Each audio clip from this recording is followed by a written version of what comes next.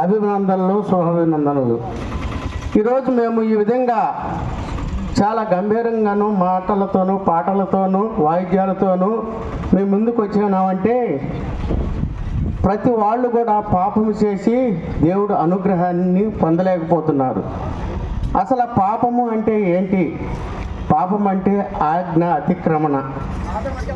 ఆజ్ఞ అతిక్రమణ అంటే చెప్పిన మాట వినకపోవటము. పాపము ద్వారా ఎవరు కూడా పుణ్యలోకానికి పరలోకానికి చేరలేరు.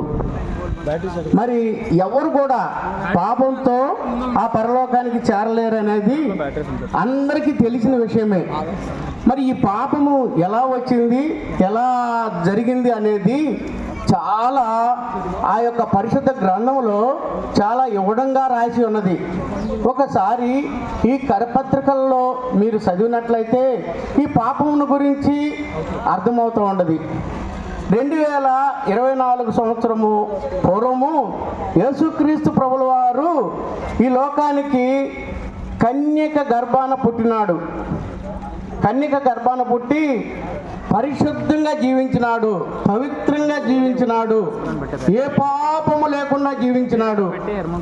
ఎవరైనా సరే పాపముతో జీవించి పాపముతోనూ మోసములతోనూ జన్మించి తిరిగి మన సహవాసంలో ఉండి ప్రయాణం చేస్తూ ఉంటే వారిది వస్తుంది. కానీ మరి సత్యంగాను యథార్థంగాను ఉండవారిది మనం సేకరించుట అరుదు. ఈ లోకము ఆ విధంగానే ఒకరి నుంచి ఒకరికి ఈ యొక్క పాపము అంటుకొని పాప లోకములోనూ పాపములోనూ జీవిస్తూ మనము గతించిపోతున్నాము. ఇక్కడ పరిశుద్ధ లేఖనం ఏం సెలవుస్తుందంటే, ఈ యొక్క పరిశుద్ధ లేఖనంలో మీరు సర్వలోకమునికి వెళ్ళి సర్వ సృష్టికి సువార్త ప్రకటించుడే అని మరి పరిశుద్ధ లేఖనం చెబుతుంది. ఆ ద్వారా ఎవ్వరు కూడా నశించిపోట దేవునికి ఇష్టం లేదు. యేసుక్రీస్తు ప్రభుల వారు ఈ లోకమును వచ్చిన మర్మము, దేవుని యొక్క కృప అదే. ఆ యొక్క మర్మం ఏంటంటే ఎవరు కూడా ఈ లోకం పాపంతో నశించిపోవటం ఇష్టం లేదనమాట. అందుకే దేవాది దేవుడైన దేవుడు లోకమును ఎంతగానో ప్రేమించి కాగా తన అద్వితీయ కుమారునిగా పుట్టిన వాని అందు విశ్వాసించు ప్రతివాడును నశింపగా నిత్య జీవానికి వెళ్తాడు, ఆ పరలోకానికి వెళ్తాడు అనమాట. ఎవరి యందు విశ్వాసం ఉంచాలి? కుమారుడు అంటే యేసుక్రీస్తు ప్రభుల వారి యందు ఉండాలి. యేసుక్రీస్తు ప్రభుల వారి యందు మీ యొక్క విశ్వాసాన్ని కనపరుస్తూ ఆయన హృదయంలో చేర్చుకున్నట్లయితే, దేవా నీవు పరిశుద్ధతో పుట్టినవని మేము విశ్వసిస్తున్నాము, మాకు లేఖనాల ద్వారా స్వార్థ వర్తమానాల ద్వారా పరిశుద్ధ గ్రంథం ద్వారా తెలియపరచబడుతుంది, నేను విశ్వసిస్తున్నాను. ఆ పరిశుద్ధతలో ఎదగాలంటే నేను ఏ విధంగా ఈ లోకములో జీవితకాలము పాపంలో నేను ఉండకుండా ఉండాలంటే ఏం చేయాలి? మీరు ఏమి చేయక్కర్లేదు. పవిత్రుడైన పరిశుద్ధుడైన యేసుక్రీస్తు ప్రభుల వారిని మీ హృదయంలో చేర్చుకుంటే ప్రతి పాపము నుండి మిమ్మల్ని విముక్తి కలిగిస్తాడన్నమాట.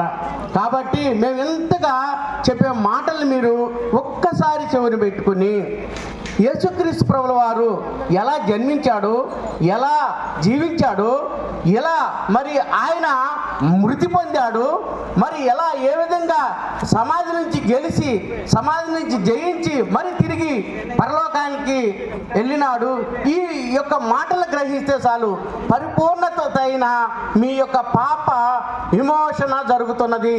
పరిపూర్ణ ఇది నిజం. మేమందరం కూడా ఒకనాడు పాపంలో ఉన్నవారమేనే. మేమందరం కూడా ఎవరొకరు ఈ ఏదో ఒక పాపంలో, కొన్ని ఆశ అవ్వచ్చు, కొంత మోసం అవ్వచ్చు, కొంత ఇంకా అనేకమైన పాపాలు, ఈ లోకంలో అనేకమైన పాపాలు ఉన్నాయి. మేమందరం కూడా అది అనుభవించిన వాళ్ళమే. దాని ద్వారా మేము మరి సాక్ష్యం చెబుతూ మీకు ఇలా జరగటం వల్ల మనం నిత్యత్వానికి చేరలేము, ఖచ్చితంగా చేరలేము. దేవుడైన యేసుక్రీస్తు ప్రభుల వారిని విశ్వసించడం ద్వారా మనం నిత్యోత్తానికి చేరతామని మేము నమ్మాము, గ్రహించాము. కాబట్టి ఎంత వేడిముండా, ఎంత వర్షాలుండా, ఎంత చలిండా మేము ఈ విధంగా మరి మాకు అనుకూలమైన సమయాన్ని, అనుకూలమంటే దేవుడు ప్రార్థనల ద్వారా పలానా ప్లేస్కి వెళ్ళండి, పలానా సువార్త ప్రకటించండి అని ప్రార్థనల ద్వారా ఎన్నుకుని ఈ యొక్క మరి ఊర్లకి ప్రయాణమై వచ్చి సువార్త చెబుతున్నాం. కాబట్టి మా మాట అంగీకరించి మీరు కూడా యేసునందు విశ్వసించండి, మీరును మీ ఇంటి వారును అందరూ కూడా రక్షణ కలుగుతుంది. ఇంకా తెలుసుకోవాలంటే ఇక్కడ కొత్తకోటలో ప్రార్థన చేస్తారు.